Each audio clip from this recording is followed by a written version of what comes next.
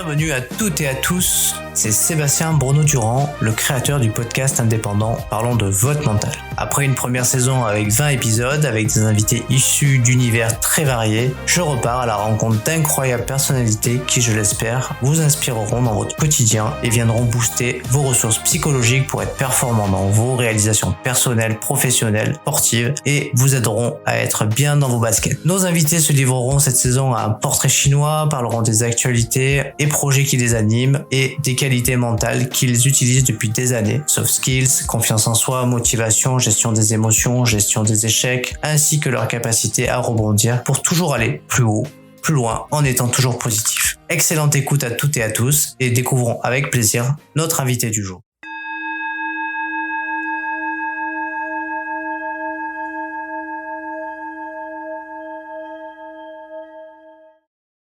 Bonjour à toutes et à toutes.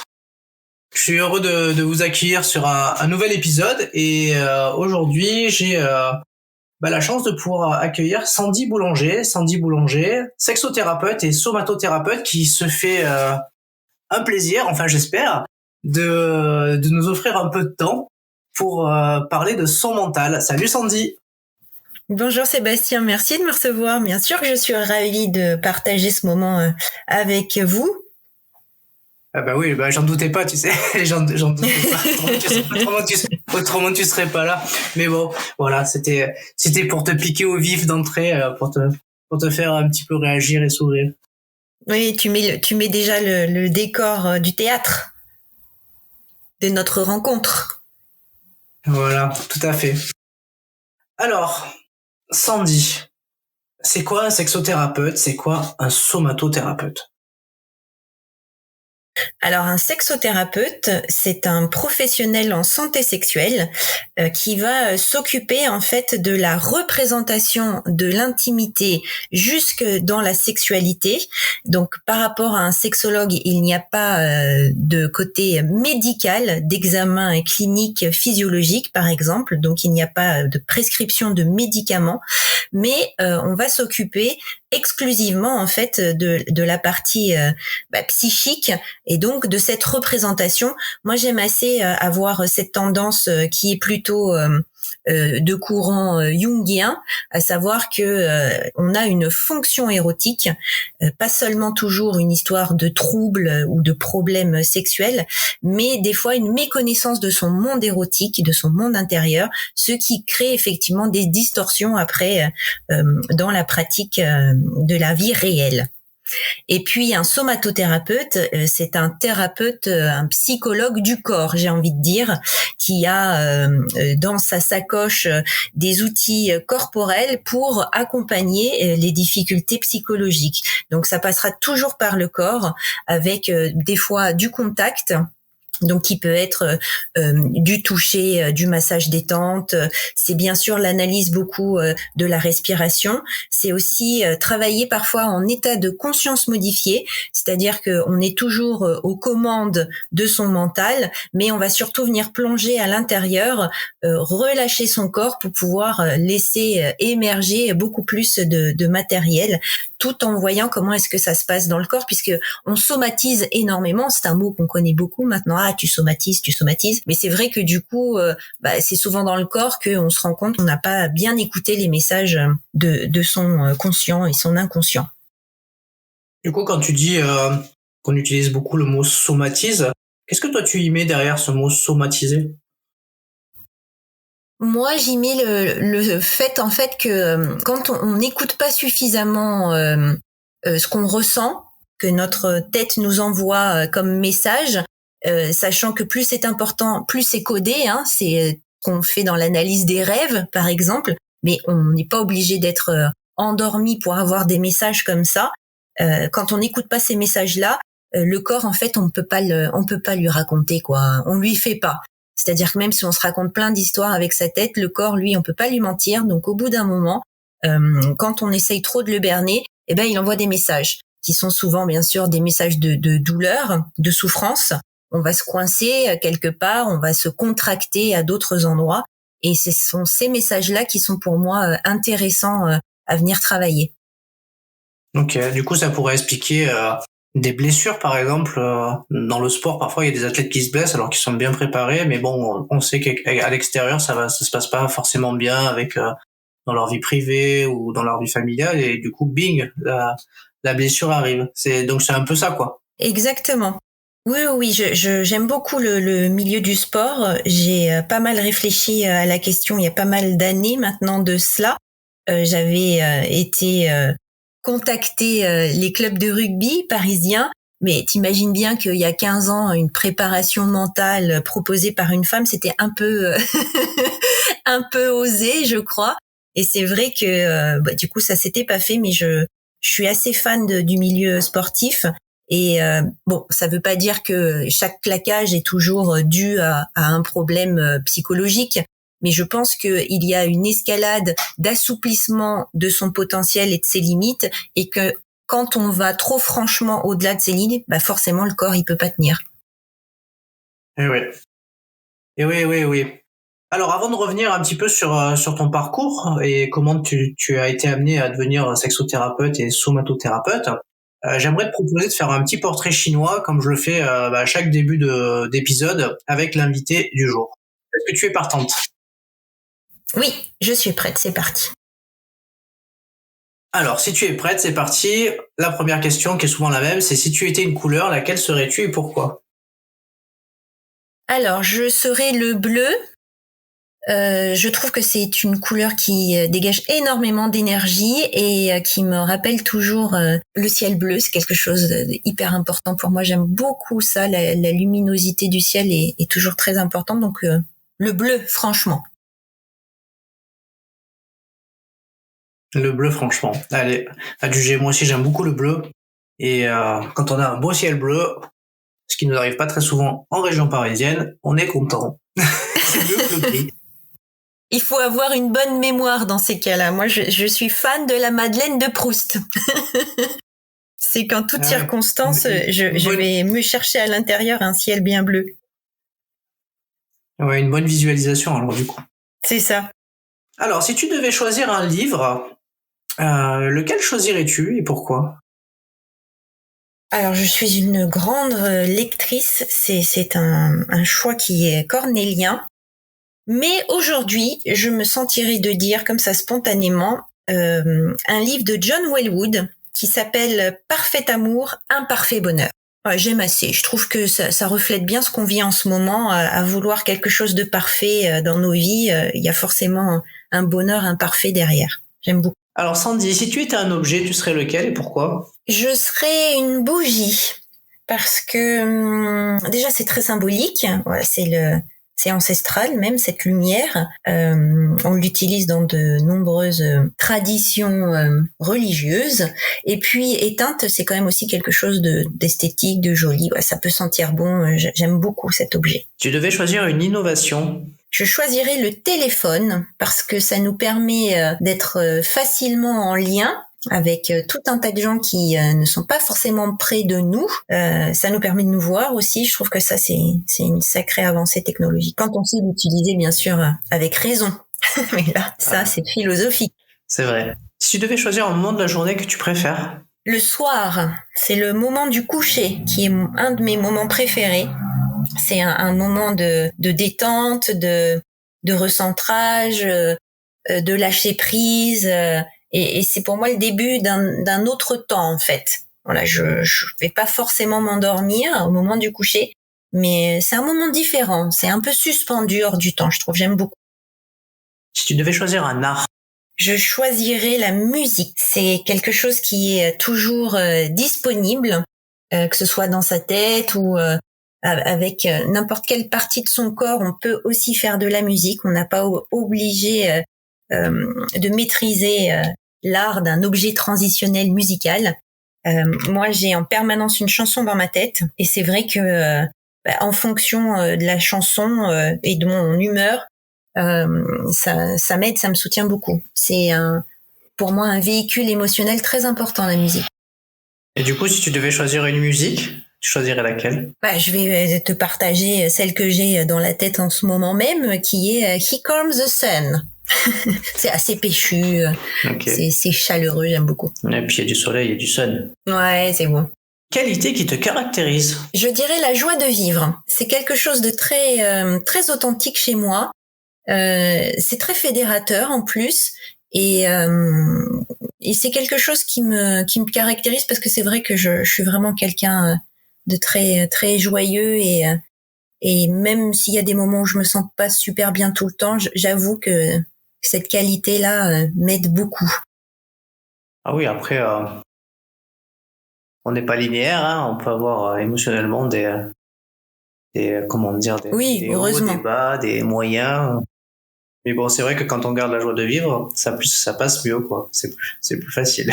Oui. Je me demande si c'est pas inné d'ailleurs, hein, mais je l'entretiens, hein, certes, mais c'est vrai que c'est une qualité qui est très développée chez moi. Tu devais choisir un mot, lequel choisirais-tu? Je choisirais Iarapi, qui en grec signifie l'amour suprême.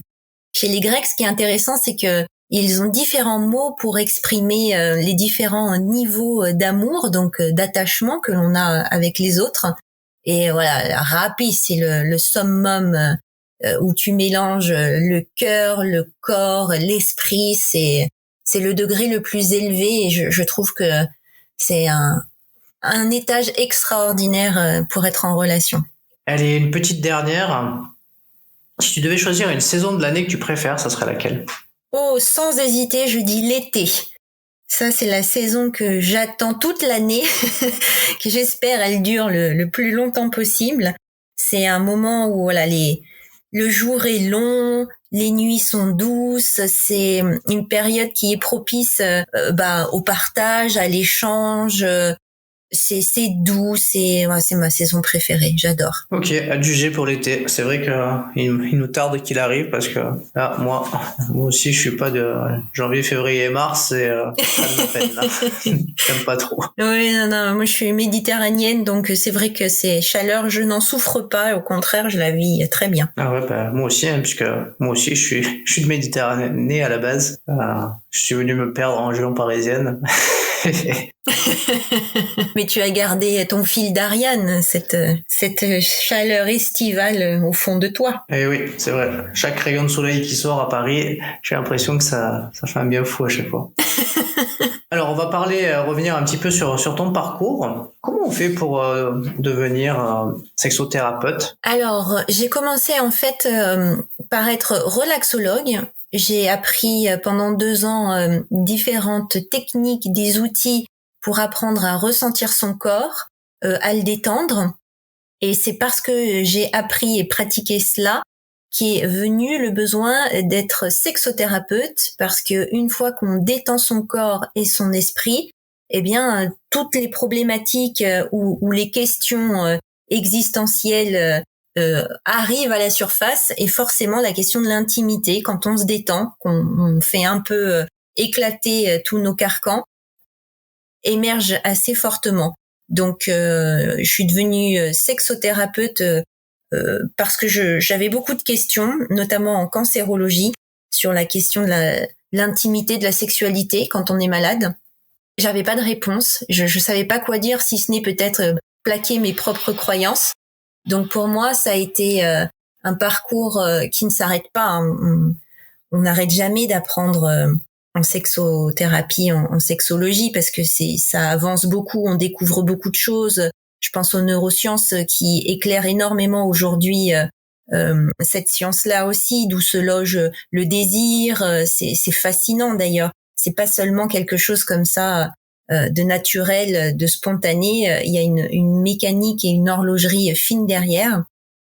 Donc voilà, je continue à me former, à suivre des formations, des webinaires, à échanger, à lire. Donc on ne devient pas, en fait. Je pense que c'est un état d'être et c'est une volonté perpétuelle de savoir et de perfectionnement, je pense aussi. Chaque personne étant très différente, chacun ayant son monde érotique et intime, c'est un monde qui n'a pas de pas de limite, et c'est ça qui est aussi très enrichissant, très surprenant. Avec le recul, qu'est-ce qui t'inspire ton parcours? J'ai envie de dire ce que ça m'inspire, c'est de toujours croire dans mes rêves et mes convictions, que c'est pas forcément toujours facile, évident, mais je me sens plutôt alignée dans tout ce que je peux faire et ce que j'ai envie de faire. Donc voilà, c'était pas linéaire, il y a eu des hauts, des bas, et en même temps c'est toujours cette même motivation qui me porte. Donc ça m'inspire beaucoup de joie, de gratitude et de fierté. Alors justement, de quoi es-tu le plus fier aujourd'hui au regard de ton parcours? De ne pas avoir baissé les bras, je pense. Ça, c'est quelque chose dont je suis fière.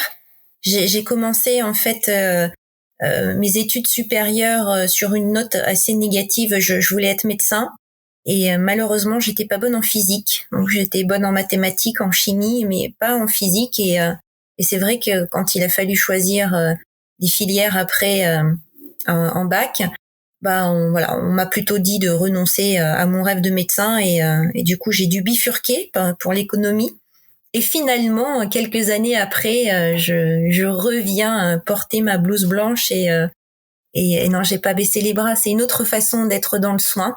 C'était inattendu, mais finalement, je fais quand même ce que j'avais envie, d'une autre façon. Si je te dis la phrase rendre possible l'impossible, est-ce qu'elle fait écho à ton parcours? Oui, parce que j'ai envie de dire que impossible, c'est très philosophique comme terme finalement. Donc impossible, c'est aussi peut-être d'une certaine façon, ça n'est pas possible, mais ça peut l'être d'une autre. Donc j'aime assez cette phrase, oui, ça me va bien. Alors on va parler un peu de mental maintenant. On va rentrer dans la dimension du mental. Si tu devais définir ce mot, le mot mental, quelle définition tu poserais, toi? Je dirais que c'est cette petite voix qui nous parle, comme un Jiminy Cricket. J'aime beaucoup ce symbole-là. C'est ce qui nous parle à l'intérieur de nous. C'est ça, c'est notre petite voix. Notre petite voix intérieure, c'est ça? C'est ça. Et si tu devais définir quelqu'un qui a un bon mental, tu définirais comment cette personne? Une personne qui sait rebondir en toutes circonstances. Est-ce que toi, de ton côté, tu fais une préparation mentale personnelle?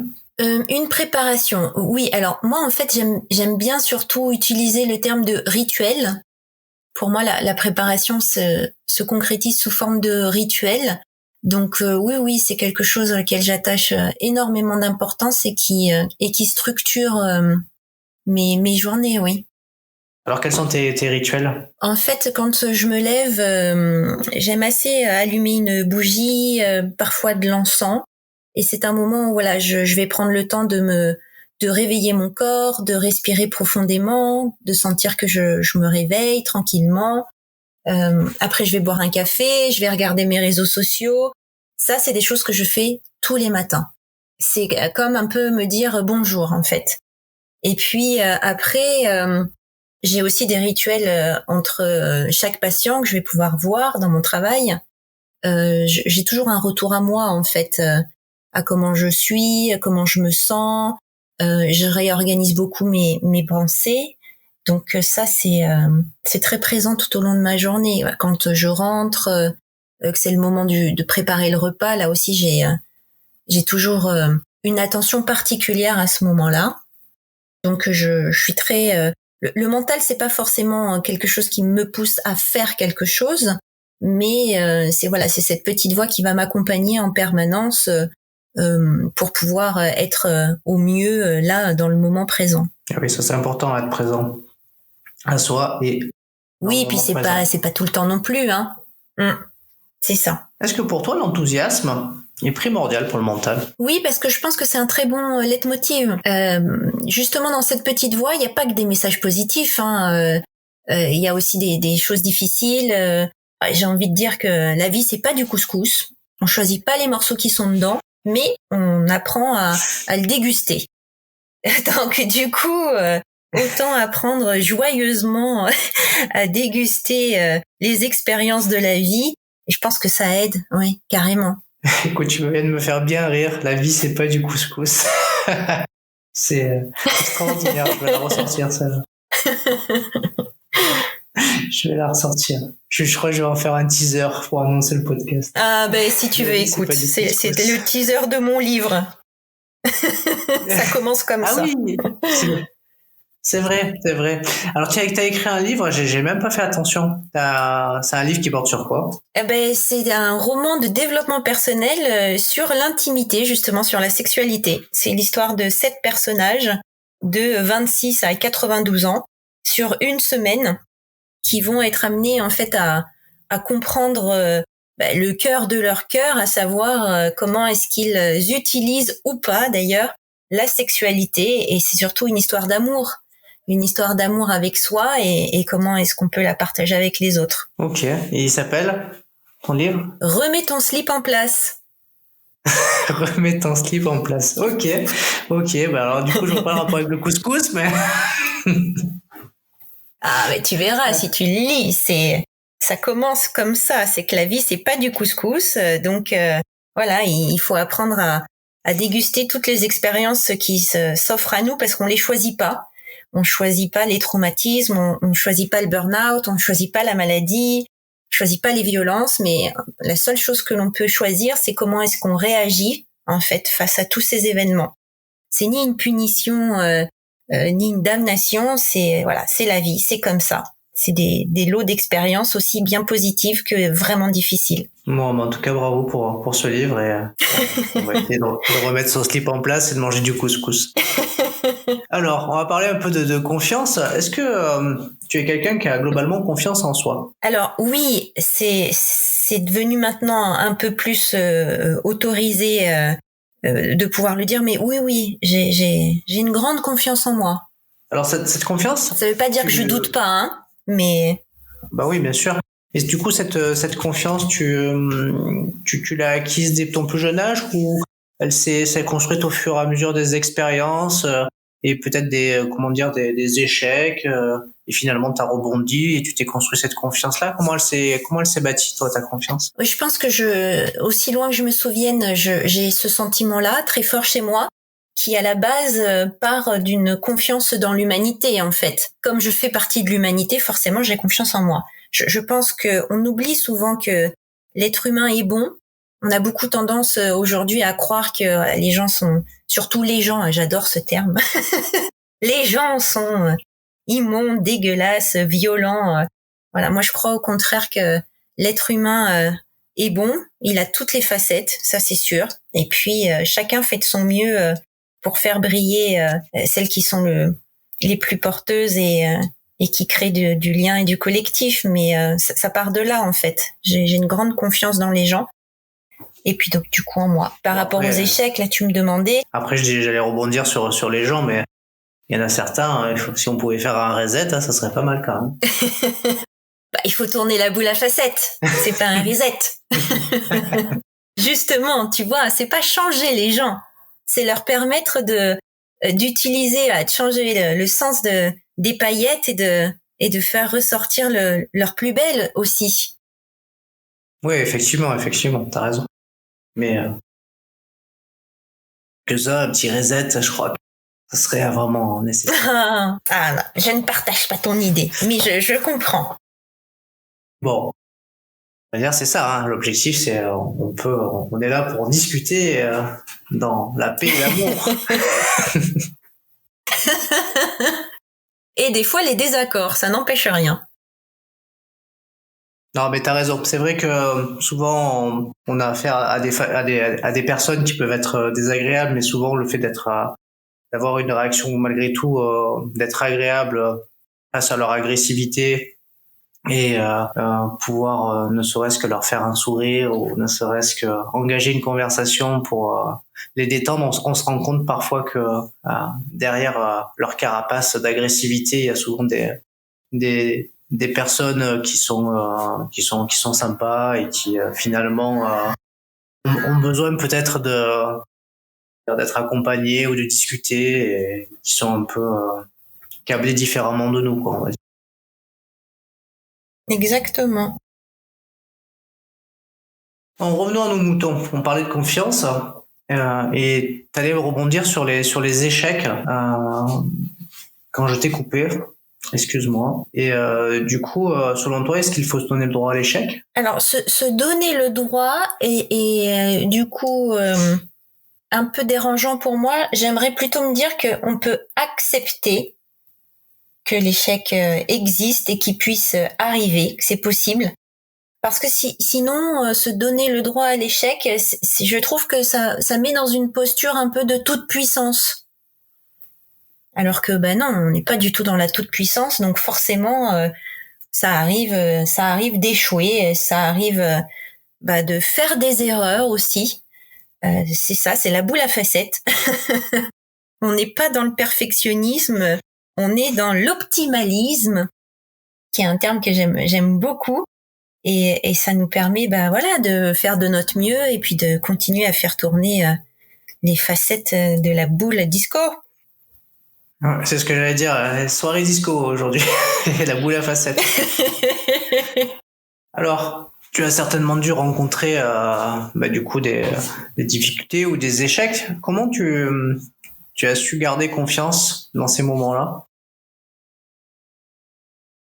Je crois que ce qui m'aide beaucoup, c'est de me dire que il y a des moments où j'ai pas réponse à tout, j'ai pas une analyse non plus sur ce qui se passe pertinente, peut-être juste, parce que justement il y a il y a des inconnus, hein, on apprend ça en mathématiques, les équations de nombreux inconnus, mais j'ai confiance que j'en ferai quelque chose en fait. C'est que même si là ça se passe pas comme j'ai envie, que ça peut être des choses vraiment difficiles et douloureuses, j'ai confiance dans le fait que y a un moment où tout ça va se transformer, parce que je suis derrière, hein, forcément. Ça viendra pas du Saint-Esprit, mais des fois ça demande du temps aussi. Et je suis assez flexible sur le fait que parfois je peux ne pas tout comprendre, ne pas avoir une bonne vision de ce que je suis en train de vivre. De la façon dont j'ai mis en place mon projet, peut-être ça s'est pas bien passé. Bon, voilà, c'est ok, ça s'est fait et comment je vais pouvoir rebondir. C'est ça qui me garde en confiance. Est-ce qu'au cours de ton parcours, tu as dû à un moment donné t'affranchir du regard des autres? Affranchir est un mot encore qui me convient pas forcément. Je pense que au fil des années, j'apprends à vivre avec le regard des autres. Il y a une philosophie que j'aime beaucoup, que tu dois connaître, qui est les accords Toltec.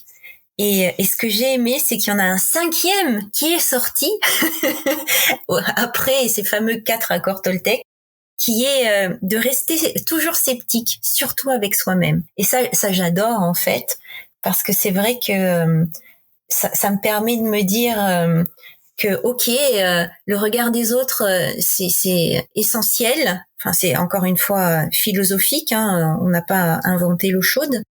Et aussi, je suis pas obligée d'être dans un mode comme ça binaire de je prends tout ou je rejette tout. Je dois dire que le regard des autres continue toujours de me colorer. Donc je m'en affranchis pas, je vis avec parce que j'ai décidé de vivre dans la collectivité en fait. Alors je vois comment est-ce que je peux, en étant toujours moi, prendre ce qui peut me servir, ce qui me semble juste, utile. Et puis parfois, au bout d'un moment, peut me dire tiens, on m'avait dit ça, j'étais pas du tout d'accord, mais en fait, après réflexion, c'est peut-être vrai. Il y a peut-être un fond de vérité, donc je vais voir comment je peux ajouter cette couleur-là dans ma personnalité. Ok, oui, après il y a toujours comme tu dis, il y a des choses à prendre, des choses à écouter, finalement à pas forcément prendre. C'est vrai qu'après ce qui est important, c'est d'être, j'ai envie de dire, c'est d'être aligné avec ses valeurs, hein, quel que soit le regard des autres. Oui, mais que mes valeurs soient quand même assez proches des autres. Parce que sinon, je vivrais toute seule en slip sur une montagne à méditer. On en revient au slip, là. Toujours, hein, quand même. En slip sur une montagne. Tu sais que je suis en train de te visualiser, là. C'est le plancher. Comme ça. Tu sais, les êtres éveillés, on les imagine toujours comme ça, assis en fleur de lotus, dans cette posture d'accueil. Donc moi j'aime assez vivre avec la collectivité quand même. Donc si le regard des autres m'importe, je peux pas dire que il m'écrase, mais je vis avec si c'est important pour moi. Oui, je comprends, je comprends ce que tu veux dire. Moi, ce que je voulais exprimer, c'est le fait que, quel que soit le regard porté par les autres, le fait d'être aussi aligné avec ses valeurs, ce qu'on ressent, je pense qu'il faut accueillir ce que les autres peuvent, en fait, nous dire, mais que tout n'est pas forcément une information à prendre en considération pour notre bien-être. En gros, c'est ça, quoi. Oui, oui, complètement. Mais là, tu parles du coup, je pense, de développer sa pensée critique, Oui, voilà, c'est ça. qui là aussi est assez ancienne et qu'on a un peu perdu, mais qui revient. Oui, et ça, c'est bien que ça revienne. Penser critique, c'est important. Oui. Surtout en période électorale. C'est pas la voie la plus aisée, hein. C'est vrai que le conformisme est quand même assez confortable, par définition. Mais voilà, c'est un muscle, hein, la pensée critique. C'est intéressant. C'est pas toujours tendre, hein, d'ailleurs, hein, de soi à soi, mais oui, je trouve ça pas mal comme vue de l'esprit. C'est sympathique. Tout à fait.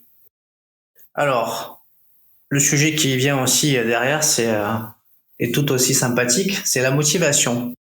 Et toi, quels sont tes moyens que tu utilises au quotidien pour te motiver?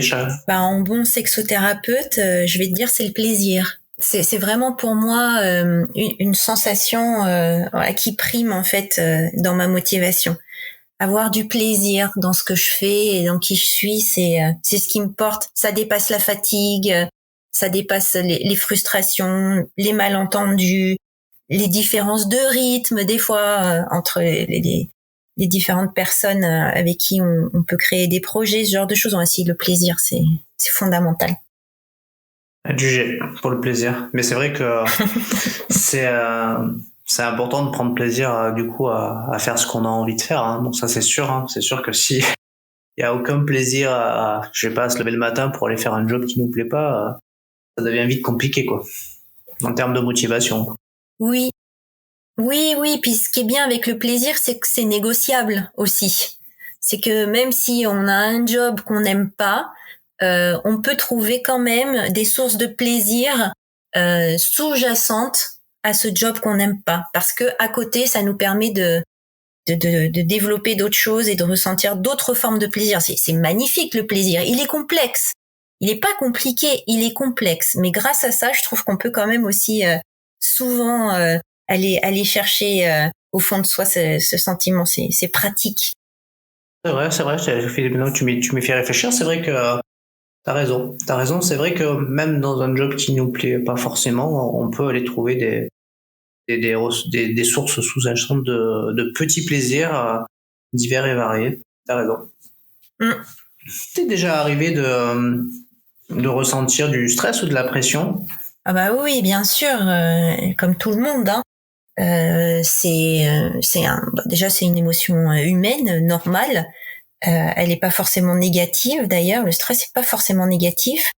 On a deux façons de le gérer dans notre système nerveux. Donc le stress c'est utile, ça nous permet aussi de passer à l'action. Ça dépend comment on le vit. Et puis la pression, bien sûr, surtout dans une vie parisienne où il y a toujours beaucoup de choses à faire, avec des délais qui sont pour hier. Ça c'est très parisien quand même. Hein. C'est pour quand? C'est pour hier. Effectivement. Donc oui, si, bien sûr que ça m'arrive, oui. Alors du coup, comment tu fais pour la gérer, toi, cette pression ou ce stress peut venir de temps en temps? Moi, je suis pas une personne qui fait les choses comme ça à la dernière seconde. Donc cette pression aide à aller de l'avant. C'est bon, je gère les choses différemment. Quand ça m'arrive, souvent j'essaye de me calmer, au contraire. Plus il faut que ça aille vite et plus je ralentis pour aller chercher en fait en moi ce qu'on appelle en psychologie positive ce flow, cet état d'être où je me sens apaisée, recentrée et où là du coup je vais être hyper efficace. Voilà, comme j'aime bien le dire, je vais dépoter du steak en fait. Donc l'agitation ne m'aide pas. Donc plus j'ai de pression et plus j'ai besoin au contraire de m'arrêter, de me recentrer, de me calmer, de faire le tri. Et je sais en fait qu'après, je vais sentir ce moment où ça y est, tout est clair pour moi. Et là après, c'est d'une efficacité redoutable. Tes expressions aussi, elles sont redoutables. Hein. Dépoter du steak, je l'avais jamais entendu ça.